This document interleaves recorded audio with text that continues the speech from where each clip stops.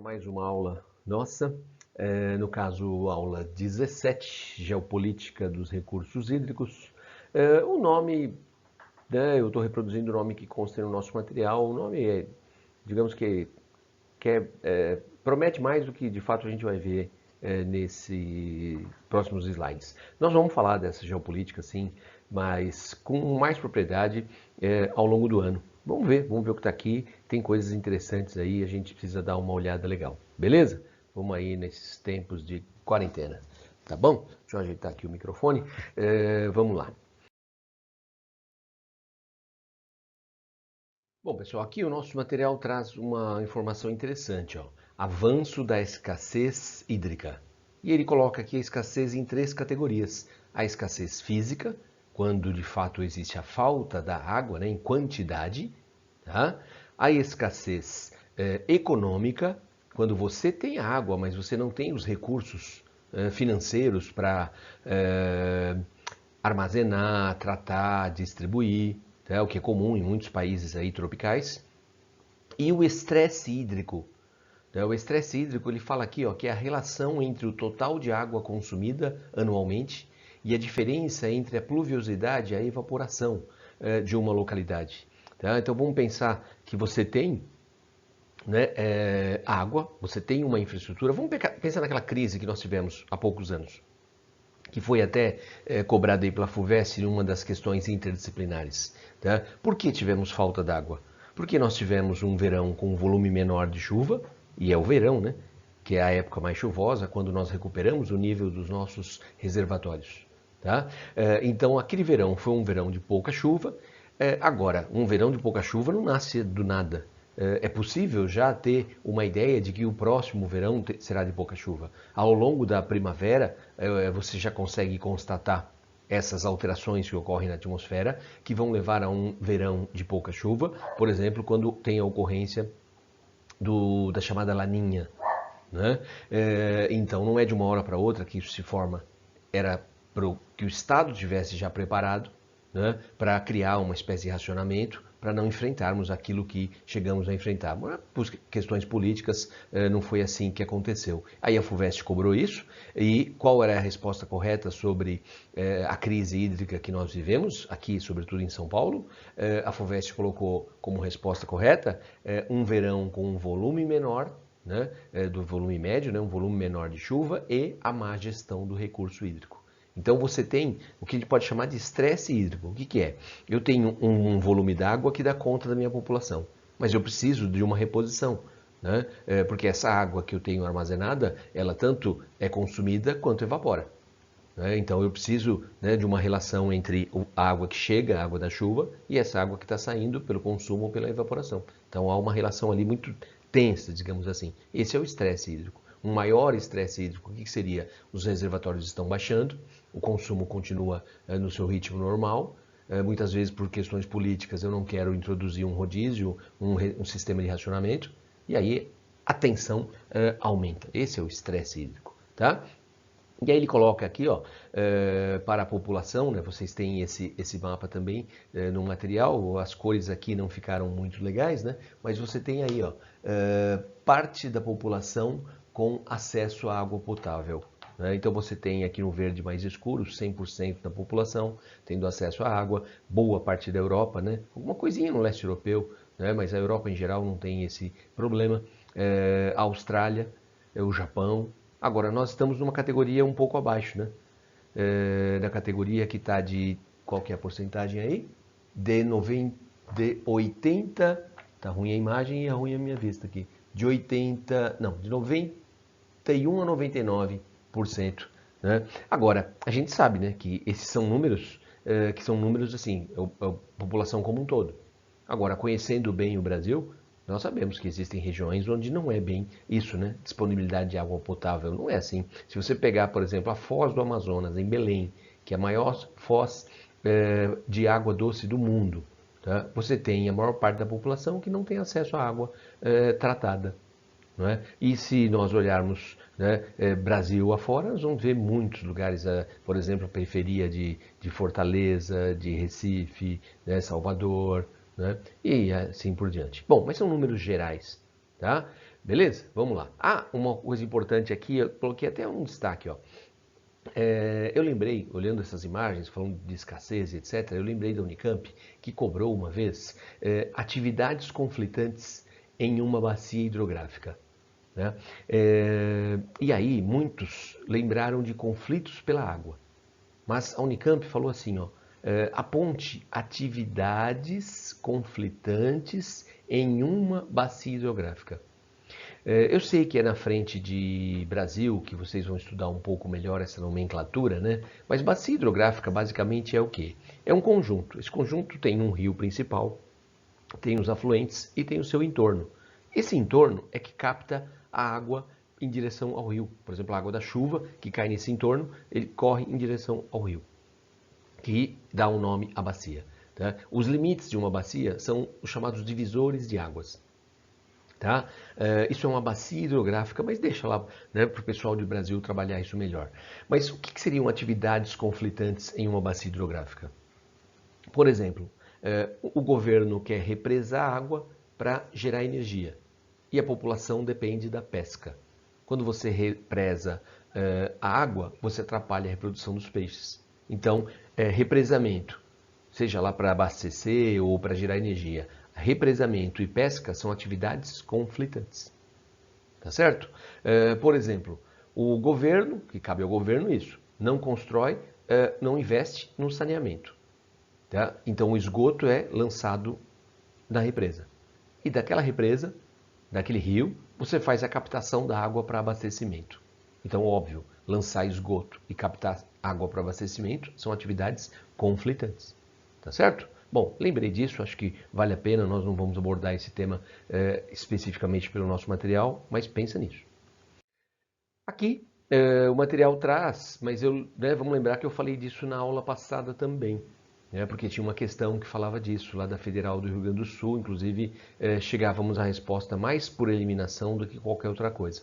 Mas aqui, de novo, aqueles números, e muda um pouquinho o ano, essas porcentagens mudam um pouquinho. Tá? Mas aqui, ó, mundo, a maior parte da água vai para onde? Agropecuária. Tá só agricultura, mas é o campo. Tá? Depois vem a indústria, certos setores consomem muita água, né? E depois vem o consumo humano. Já o Brasil tem o quê?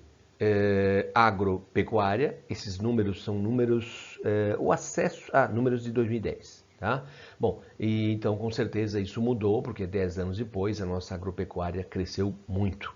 E soja e gado consomem muita água. Bom, mas a sequência no Brasil continua sendo essa. Agropecuária em primeiro lugar, população em segundo e indústria em terceiro. Como comentamos na outra aula. Por quê? Porque temos uma população grande, tá? E não temos uma indústria tão grande assim. Então, no geral, o que a gente vê é isso. A agropecuária fica na frente.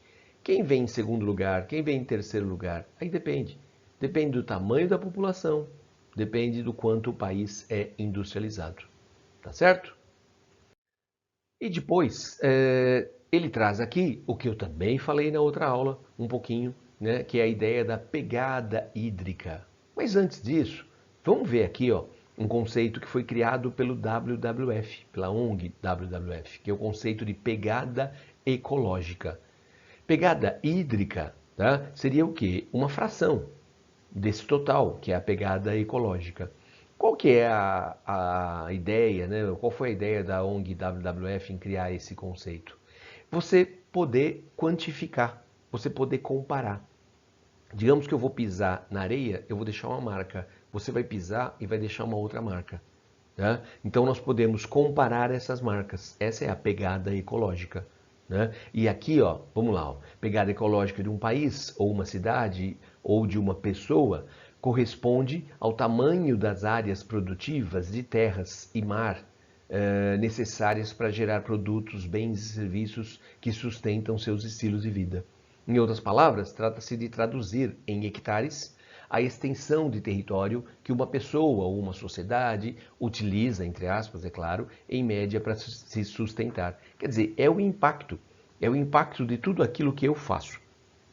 Tá? Então eu acordo, eu tomo meu banho, eu tomo meu café, eu pego meu automóvel, minha bicicleta, sei lá como eu me desloco, né? O quanto eu gasto de energia ao longo do dia, né? O meu retorno para casa e etc. Então imagina você quantificar isso, né? Em carbono, né? E depois transformar isso em hectares. Quantos hectares de terra eu precisaria para o meu sustento? Com certeza isso é diferente de uma outra pessoa, né, de um padrão de vida, talvez, não só padrão no sentido do poder aquisitivo, né, mas vamos supor, assim, uma pessoa mais extravagante, uma pessoa que, sei lá, tem um ritmo de consumo mais intenso, né, pelas suas condições econômicas, ou não, de repente tem boas condições e é um cara ecologicamente mais, né, correto, digamos, né, mais atento com o consumo de papel, o consumo de água, de alimento, desperdício e etc.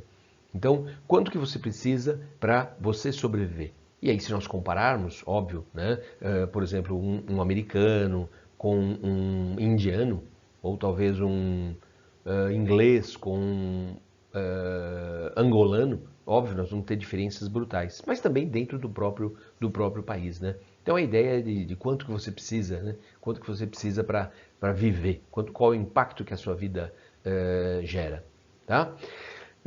Depois, a ideia da pegada hídrica é você, então, calcular só uma fração, né? Uma fração de tudo isso que é a pegada ambiental ou pegada ecológica. Então, ó, aqui, ó, pegada hídrica, volume total de água doce, né?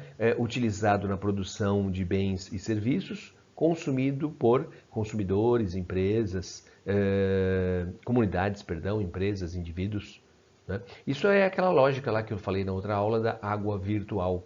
Então eu estou comendo um bife bovino, ou um peixe, ou uma carne de aves, ou um legume. Quanto de água tem ali por trás? Quando eu como uma banana, uma manga, quanto de água? Né?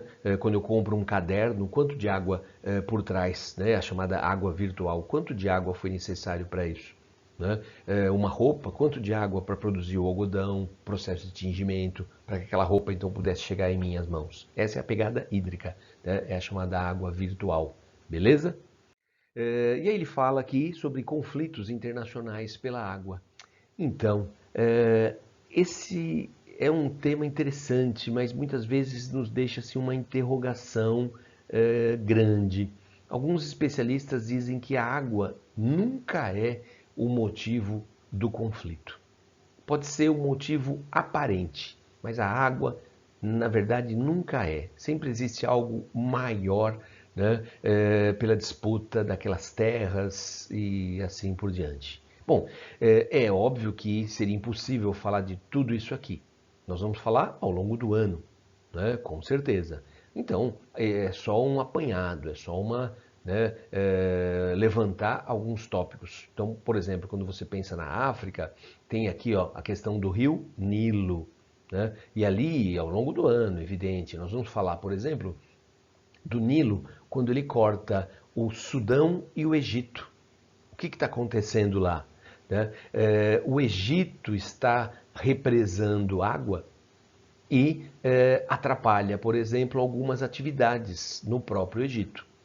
Né? Aquela lógica de que o rio transborda e que as pessoas cultivam nas margens do Nilo. Então, o Nilo já não está transbordando tanto quanto antes. Outra coisa, agora, antes do Egito, tem o Sudão. Agora, o Sudão começou a represar água para gerar energia e o Egito reclama a falta d'água. Depois, né, aqui ó, países envolvidos, ele coloca alguns desses que eu citei. Nós vamos trabalhar isso melhor, obviamente, ao longo do ano, claro, nosso segundo semestre. Construção de barragens, não só na Etiópia, agora o Sudão está construindo barragens também. Depois, Oriente Médio, o que tem lá? Também seria impossível, óbvio, detalhar isso nesse momento. Mas você tem no Oriente Médio um rio de extrema importância, que é o Rio Jordão. Tá? O Rio Jordão ele nasce na Síria e corre em direção ao sul, corre em direção à Palestina, em direção ao Mar Morto. Tá? E o que acontece? Israel anexou as colinas de Golã. E os palestinos alegam que essa anexação se deu pelo desejo de Israel controlar as águas que abastecem a Jordânia e a Palestina. Né? Israel alega que foi obrigado a incorporar aquelas regiões, né, das chamadas colinas de Golã, porque ali eram treinados terroristas. E os palestinos, tanto da Palestina quanto da Jordânia, onde o povo também é palestino, eles alegam que não. Ali é o controle da água e, em caso de uma guerra, eventualmente até interromper ou, num caso extremo, contaminar aquela água para comprometer os palestinos. Depois, também um outro lugar importante lá no Oriente Médio são os rios Tigre e Eufrates. Esses rios, os maiores rios, eles nascem na Turquia, na Síria e cortam o Iraque. O Iraque é um país privilegiado. Né? A faixa de terra entre esses dois rios, onde está Bagdá, é a chamada Mesopotâmia. Né? E quando os dois rios se encontram lá no finalzinho, né, lá na foz, deságua no Golfo Pérsico. E ali é uma área de tensão entre Iraque, de um dos lados, e do outro lado, do encontro dos rios, é o Irã.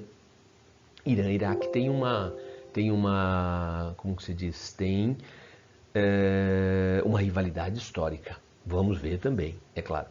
Depois, temos aqui Sul e Sudeste Asiático, onde nós vamos ver o Tibete. Inclusive, na próxima aula, a gente já vai ver alguns mapas para poder falar um pouco mais disso, tá?